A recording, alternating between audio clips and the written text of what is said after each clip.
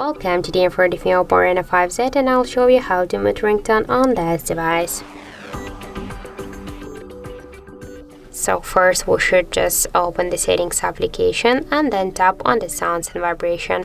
Then we'll see here the ringtone volume panel, and just to mute our device ringtones we should hold and swipe to the left side this volume panel. If you want to make it by the second way, we can do that. Just first let's unmute this volume panel.